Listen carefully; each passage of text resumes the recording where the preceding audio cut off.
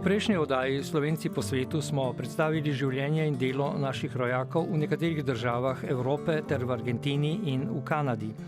Z njimi smo se pogovarjali na julijskem srečanju Dobrodošli doma, ki je bilo tokrat v Škofji Loki in je tako po besedah organizatorjev kot tudi udeležencev zanimivega dogajanja v starem mestnem jedru uspelo v vseh pogledih.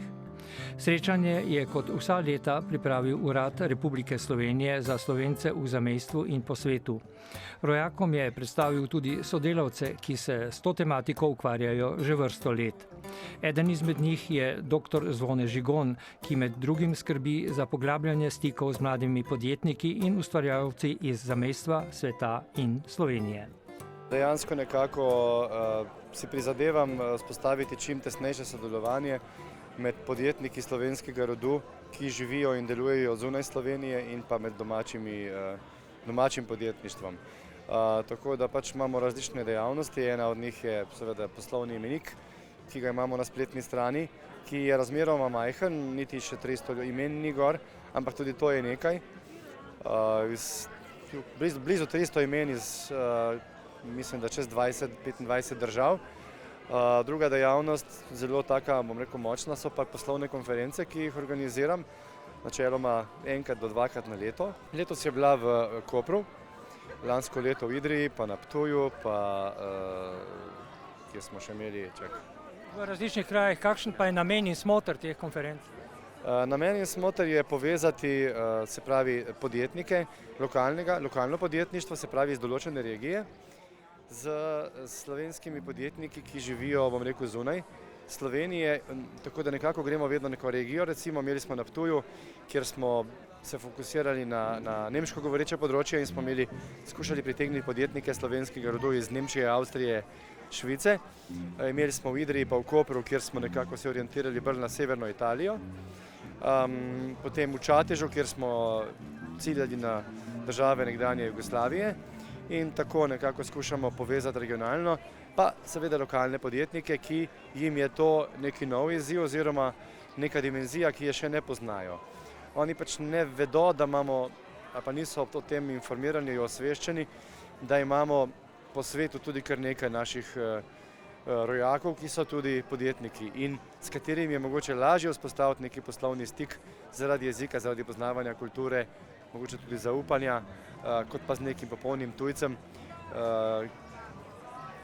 ki mu morda ne moreš tako zaupati, ne. Kaj pa bodočnost? Vemo, kakšen je položaj trenutno v Sloveniji. Svetovni slovenski kongres organizira tudi srečanja gospodarstvenikov in podjetnikov iz celega sveta in domovine. Tudi pri vas v uradu smo včasih snemali nekaj naših mladih znanstvenikov, recimo iz Nizozemske, pa iz Velike Britanije. Se pravi, tudi tukaj je vaša dejavnost, da nekako povežete ta naš možganski trust, ki je v tujini, da bi nekako izkoristili ta potencial tudi doma. Ja, tudi kar se tiče znanosti oziroma sodelovanja, povezovanja na področju znanosti in izobraževanja, recimo temu visokošolskega, je kar nekaj dejavnosti že bilo v preteklosti oziroma se še obetajo. Tudi ravno tako imamo spletni imenik slovenskih znanstvenikov, strokovnjakov z vsega sveta. V prihodnosti načrtujemo obuditi neke vrste, torej imeli smo znanstveni svet, ki se ni izkazal, nekako ni prav zaživel, to je bilo nekaj let nazaj. No, zdaj pa si prizadevamo oziroma jaz imam v načrtu, da bi v eni bližnji prihodnosti skušali narediti neko predstavitev vseh inštitutov znanstvenih, ki jih vodijo Slovenci oziroma ki so slovenski inštituti in ki delujejo v Avstriji, Italiji, celo v ZDA in še drugod, da bi to predstavili nekje v slovenskem univerzitetnem ali raziskovalnem okolju. Neko tako, javno predstavitev, da bi s tem še bolj nekako povečali to sodelovanje. Se pravi, bodočnost je na tem področju? Ne, absolutno. Torej, nekaj stvari že poteka. Jaz osebno vem, kot nekdanji diplomat v Clevelandu v ZDA, da je mnogo slovenskih zdravnikov vrhunskih se specializiralo v clevelandskih bolnišnicah in so zdaj zelo znani slovenski zdravniki, prebijajo pregrade, bom rekel, nova področja v tej stroki osvajajo in tako dalje. Tako da mislim, da da to sodelovanje, ravno recimo Cleveland, ki je najbolj slovenski kraj tudi, ne, to ni naključje po mojem. Drugo največje slovensko mesto je bilo včasih. Tako, ja. Tako da to je bilo in je in verjetno tudi bo. V zadnjem času veliko govorimo, da se mladi strokovnjaki pa tudi izobraženci izseljujejo, iščejo delo v tujini. Kar precej jih je odšel tudi v Avstralijo. Vi ste bili diplomat v Avstraliji pa poznate te razmere. Kaj pravite na to? Torej, jaz ne vem, če bi ravno pretiravali. Mogoče je malo fame se ustvarilo okrog tega. Dejstvo je, da je izseljevanje povečano, vendar pa ne govorimo še vedno ne o nekem masovnem izseljevanju. Mogoče je res nekoliko nadpovprečno, ampak jaz mislim, da ne tako hudo. Res je, da se v Avstralijo precej ljudi preseljuje, da je trend, bom rekel, da se jih več tja izseli, kot pa vrača. Ampak, kot pravim, ne govorimo o nekih blaznih številkah. Je pa res, da tja gre precej tudi, bom rekel, izobražena delovna sila oziroma izobraženci, inženirji, ki lažje tudi najdejo potem tam službo ali pa morda imajo celo že povabilo, že vejo, kam odhajajo, tudi kakšne zdravniki in podobno, tako da ja, res nekaj je na tem, ampak ne pa zdaj, da bi pa govorili o masovni. Ja. Ampak je Avstralija precej odprta za te zadeve? Bila je, mogoče še je, vendar vedno manj. Tudi Avstralija se začenja počasi zapirati, tudi tam se začenjajo otepati, ker tudi tam se nekako počasi že zasičuje ta trg v najširšem pomenu besede. Na letošnjem srečanju rojakov iz sveta ni bilo predstavnikov iz Avstralije. Ti so bili prejšnja leta redni gostje na prireditvah Dobrodošli doma oziroma še prej na izseljenskih piknikih, ki so se začeli prav v Škofji Loki. Zato bomo tokrat govorili o Primorki Anki Makovec, ki smo jo pred 3 leti obiskali v Devonportu na avstralski Tasmaniji, kjer živi že več kot 40 let. Razlog, da smo se ponovno spomnili, je, da v tem času mineva 30 let, odkar je Anka Makovec skupaj z okoljevarstveniki preprečila gradnjo velike hidroelektrarne na sotočju rek Franklin in Gordon v osrčju tasmanske džungle. Z večmesečnimi protestnimi akcijami, ki so odmevale tudi po zaslugi televizije po vsej Avstraliji, je zelenim uspelo dobiti boj proti elektrarniškemu lobiju in velike vodne elektrarne, zaradi katere bi izgubili na tisoče hektarov džungle, niso nikoli zgradili. V začetku so domačini protestnike gledali po strani, saj so si izgradnjo elektrarne obetali kar nekaj delovnih mest. Danes pa so nad takratnimi dogajanji navdušeni, saj je na reki Gordon zacvetel turizem, v katerem je dobilo zaposlitev več 100 Tasmancev. Zaradi tega so vsem tistim protestnikom, tudi Primorki Makovčevi, hvaležni, saj so dobili stalno delo. Zato so mnogi, ki z ladjami vozijo turiste po reki Franklin v neokrnjeno džunglo, kleno Primorko z desko poimenovali kar Anka Tasmanka. V Sloveniji sem se šolala za bolničarko, ampak zrasla sem v vasici Deskle, ki je blizu kanala in Nove Gorice, med tem 2 mesti, in ob Soči. In ob Soči je meni izrasla tista ljubezen do narave in reke in naš gost, ki je tako blizu, kadar si se zjutraj zbudil, si ga že videl, ne, pred sabo. In našo rečico smo se tam naučili plavati in tako naprej. In ker sem bila 10 let stara, sem nekaj stopila na eno stvar in se mi je mozek zastrupil v nogi. In ker ni bilo nobenih zdravnikov okrog, me je en zlati zdravnik po noči operiral. Da je poklical na pomoč, tisti, ki je bil, pa svojo ženo tudi je poklical, in mi je odprl nogo in mi je ven izrezal eno kost, zato ker se mi je zdelo prehudo, kar hitro nogo odrezati, to je bil osteomelitis. Zato ker sem je rekel, je punca, dajmo prišparati, če se da. In je odrezal eno kost ven in potem nazaj zašil. In lepo takrat, ker so v vojski še imeli zalogo penicilina, je prinesel in mi je dal. No, s tem zdravnikom je potem še povezan en dogodek kasneje, ko si že delala v Sloveniji. Kaj je bilo? Ja, na Golniku sem se izučila za bolničarko in tam so bili v začetku samo tuberkuloza, potem tuberkuloza se počasi oddaljila in je bilo skoraj več začelo biti od raka na pljučih. In en dan mi nekdo reče, imamo gospoda primarja Peršiča. In me kar zagrablo me je, zato ker to on je, sem rekla, Peršiča, ta kirurg je meni življenje rešil, ko sem bila 10 let stara, kje je, pa so me peljali gor, sva se toliko objela.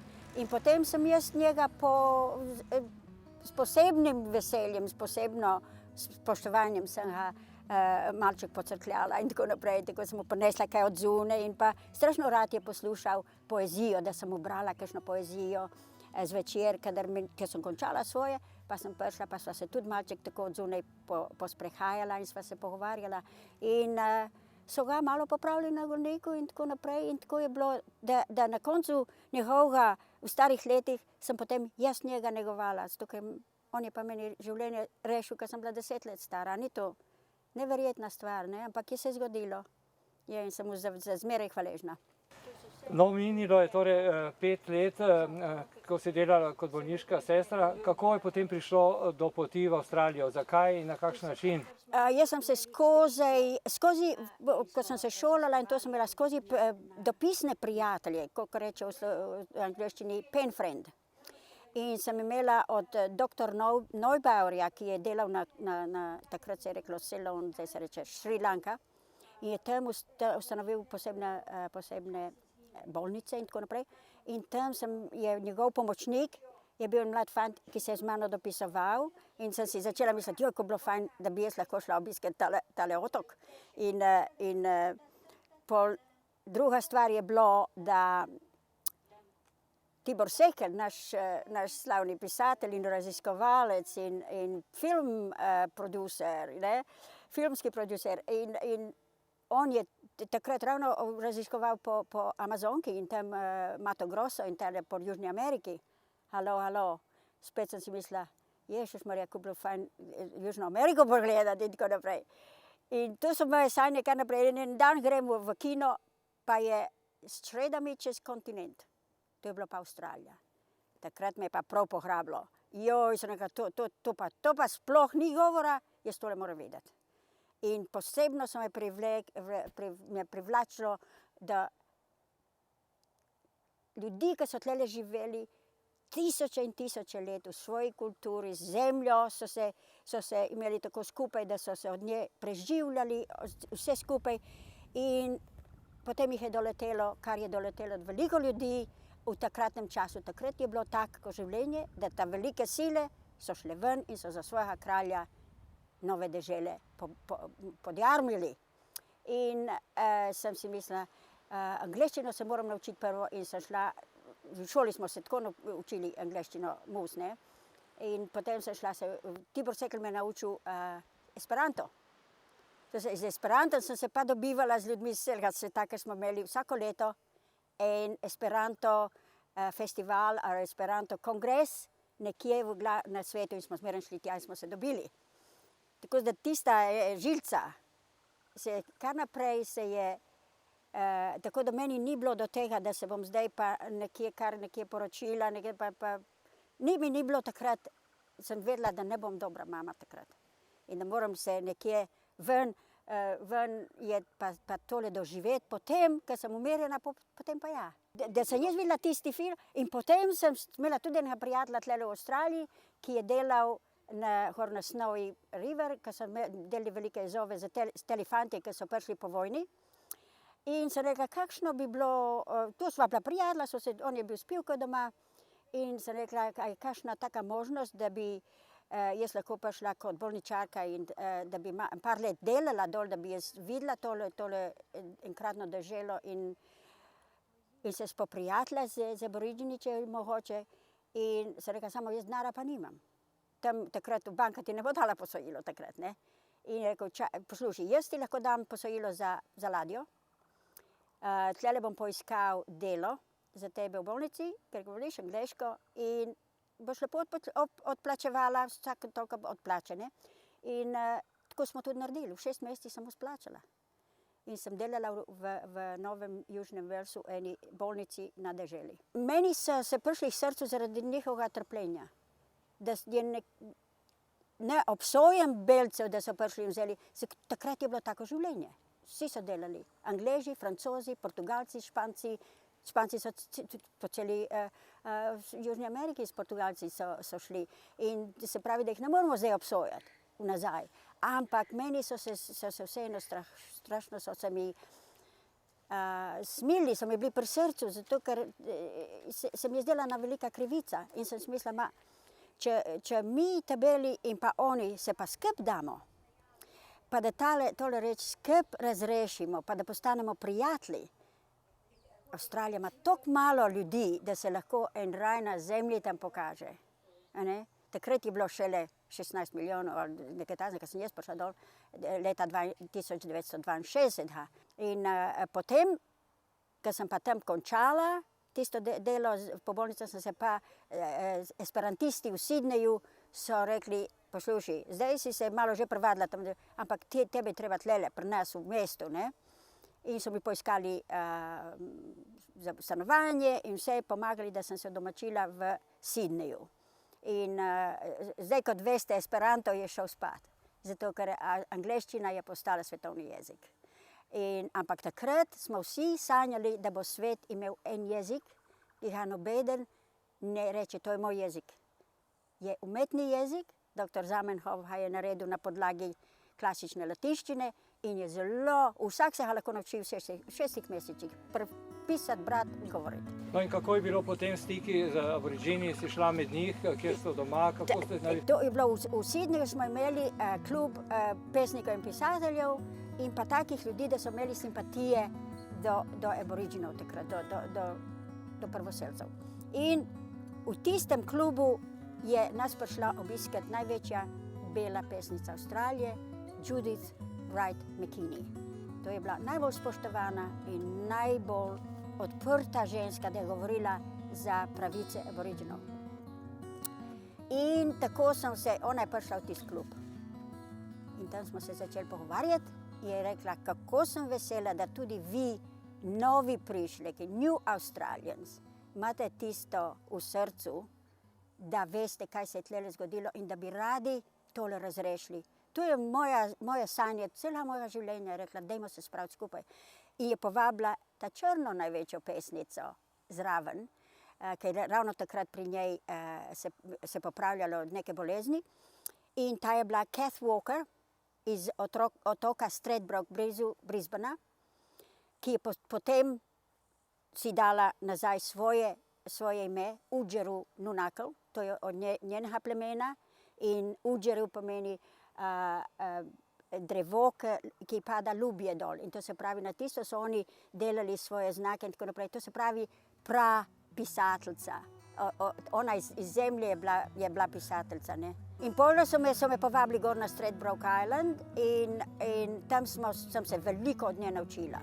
In obe smo politike v Canberri, posebno Judith, ker ona je bila zelo poznana, in smo pisali pisma in vse to, da je treba tele pesnici dati tisti košček zemlje, kjer je bilo njeno pleme, da bi ona tam lepo v miru živela in učila ljudi.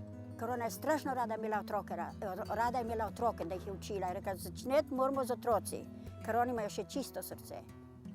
Potem bomo šli naprej, ne? In tam je bilo spet eno tako prijateljstvo, da smo bili več kot 20 let skupaj prijatelji in delali na političnem in na takem polju, tako da se je stvar pomikala na pozitivo. In potem so me prosili, če lahko se pridružim eni ekspediciji gor na severu, na polotoku Cape York. To je severno od Cairnsa, tudi divjina, zelo neraziskana. In ena ameriška kompanija Earth Watch, ki gre po celem svetu, da se to ujame na film, pa na dokumentar, pa da se zapiše in poslika, da to se ne zgubi, to je zgodovina človeška zgodovina za cel svet. In sem tam šla in tam je bil en starosta, Aboridžin, ki sem ga jaz z njim dopisovala. Sem brala eno knjigo, ki je on pa njel bil prijatelj. Mene je zmeraj privlačevalo belo in črno prijateljstvo, ker sem videla, kako lahko napredujejo pod takim vplivom. In on pa njegov bel prijatelj sta raziskovala tam tisto reč že leta in napisala knjigo in sem to knjigo brala in sem rekla, joj, jaz bi to strašno rada videla. In potem sem dobila od njih vabilo, pridi k nam, zato ker naš Gubala Taldin je bilo njegovo ime, a misionar mu je dal ime Dick Rafsi. No, in Gubala Taldin je imel raka na želodcu in so ga v Cairnsu operirali in mu skoraj vsega odrezali. In je rekel njegovemu belemu prijatelju, ki se je klical Percy Trezajs, rekel, Percy, jaz nočem tlele v beli bolnici na belih rjuhah umreti. Je rekel, jaz sem bil rojen pod drevesom, v hvosti, v bušu in tam tudi hočem umreti. Naš voditelj je vse skozi, od začetka pa do zdaj, zelo znan in zelo spoštovan dr. Bob Brown, ki je zdaj že več kot 20 let v federalni vladi za senatorja. In je rekel, Ančka, pridi dol, ti imaš tole dar, da ljudi prepričaš. Je rekel, jaz tebe rabim tle, pridi dol, se bomo zmenili, kaj in kako bomo tole stvar začeli nekaj narediti. In sem prišla v Hobart in smo imeli 14 dni same meetinge, same skupaj mleli, tako, kaj bomo. In rekel, jaz zdaj bom nekoga rabil, da gre na uno strano toka v Stron, tole vasico, kjer bo vse se bo začelo tam, ker gorijo divjina, ampak vse pride na ladjah od tu, tja gor, drugače se ne da, tam je vse divjina. In je rekel, jaz hočem nekoga dobiti, da bo imel zadosti svobodnega časa, da bi tam šel in nam odprl Wilderness Society Center, en tak center, da bo komuniciral z ljudmi, kaj in kako, in da smo mi totalno proti nasilju katerekoli vrste. Mi smo peaceful demonstration. Vse na miroljuben način, tako kot Gandhi. All right. Pol me gleda mene in se reka, Bob, tale Stron, tale vasica ribiška, a ima osnovno šolo? Rekel, ja, ima. Jaz sem imela 6,5 let staro hčerko, da bo šla z mano. Sem rekla, napiši me, grem. Samo da je šola za mojega otroka, pa grem. Je rekel, ampak jaz ne vprašam za 14 dni, pa za 2 meseca. Jaz vprašam, as long as it takes. Kolikor bo vzelo časa. Ni nobenega, da to lahko naredimo v enem letu ali pa v tednu. As long as it takes, je rekel. In potem sem rekla, v redu, jaz imam penzijo kot mati z otrokom, jaz na tem lahko živim, njo preskrbim in lahko tam komuniciram z ljudmi.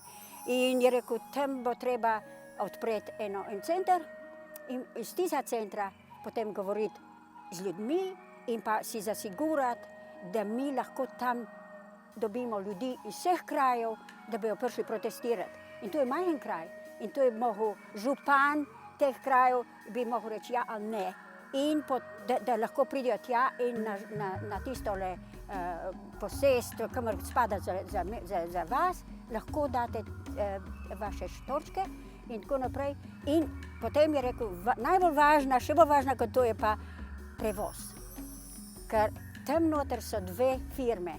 Ena je privatna, stara firma, ko je family, družinska firma, ena je pa, ko so tisti, ki imajo veliko denara in so dali eno veliko ladjo, ampak tisti zelenih ne trpijo. Je rekel, ta uni, pa bomo videli, če jih ti lahko pregovoriš. In seveda, jaz sem šla tako hitro si rezervirati tale avtobusek za mene in za mojo punčko, da gremo na zahod.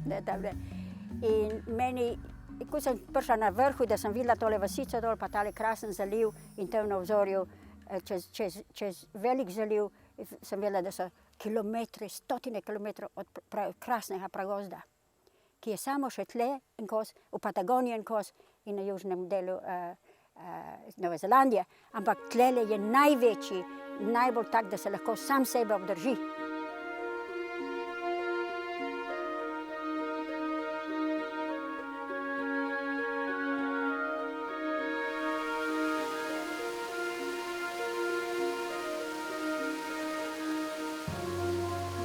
Meni je uspelo, da smo se sprijatelji z temi, da bi nam pomagali, so prišli na mojo stran in potem sem mu dala vedeti, če pridejo, morate fajn organizirati, izbrati ljudi take, ki da so miroljubni ljudje, pa da lepo se izražajo, da se lepo obnašajo ljudem in potem bomo začeli organizirati.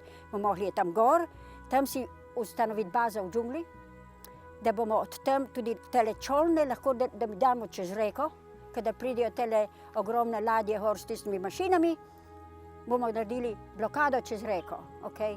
In res so prišli ljudje z vseh koncev in krajev, iz Avstralije, gor, celo iz Anglije, profesor Bellamy, ki je biolog in taka osebnost, ne, pisatelj, je rekel, jaz grem dol.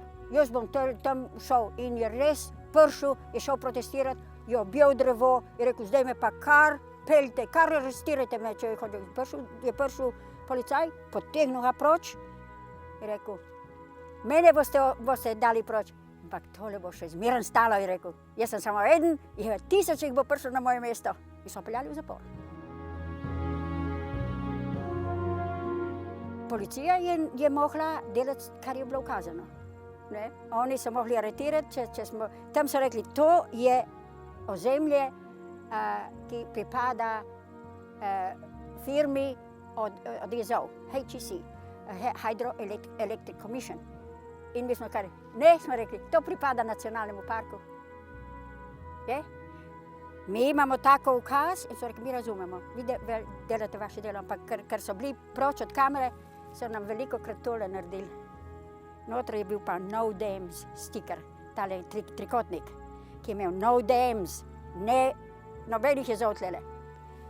In smo vedeli, da oni delijo svoje delo in tisti, ki so uživali, da so jih malo porivali in tako, tisto so naredili, ampak večina policije je bila z nami.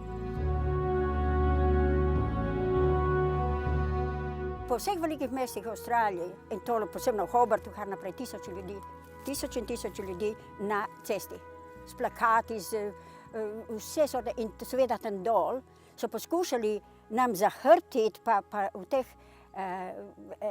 take ceste, da jih niso niti vedeli, da so tam, pa so mašine dol vozili, pa so te zeleni dobili tole na nos, pa takoj si pa blokirali. Kar čez cesto. Tako kot sem pokazala v knjigi, so se usedli na cesto, zdaj pa čez nas, če hočeš. Noben bi nas pomečkal enih 10-20 malih ljudi. Pa je ustavil. Na koncu je bilo toliko protestantov, da niso imeli več prostora po zaporih. In pol so jim dali kazni in tako naprej. In Bob Brown je pač šel naprej in je v Parizu prosil, naj dajo tole na svetovno dediščino, naj registrirajo to, zdaj je bil nacionalni park, ampak če pa svetovna dediščina, to pa odreže te velike biznise ven. To pa potem postane za celi svet. In mu je uspelo. Ampak kdo je bil zelo pomemben v tem, so bili pa potomci teh aboriginov tlele. Oni, ki so prišli nam pomagati, protestirati, so zmeraj z mano stali. Tam, ker smo, jaz sem hčerka, oni so tam prespavali. Jaz sem jim dala vse, ker niso, oni so ljudje, ki so bili z mesta. In niso videli, kakšna divjina je tam gor. Potem so se naučili. Ampak jaz sem jim vse razložila in posodila moje stvari in ko naprej dala moje mape in sem rekla, če vi tam greste in je tam ena grozno velika jama, ki se kliče Kutikina Cave. In tam so oni preživeli, ker je bil še ledena doba, so še ledene gore plavale tle pod Tasmanijo. In oni so šli tja po reki gor, pa čez hrib, pa spet so nesli tele čolničke, ki so na gumo, pa so prišli dol in so šli gor v jamo na reki Franklin in so dali zastavo noter. So rekli, to se ne bo nikdar potopilo. In sem povedala, ko je tale možiček v Sloveniji rekel, čez moje mrtvo truplo. To je bila oddaja Slovenci po svetu. V prihodnji se bomo spomnili 25. obletnice Svetovnega slovenskega kongresa, ki je dobil korenine na srečanju kulturnikov in zamejcev v Dragi pri Trstu.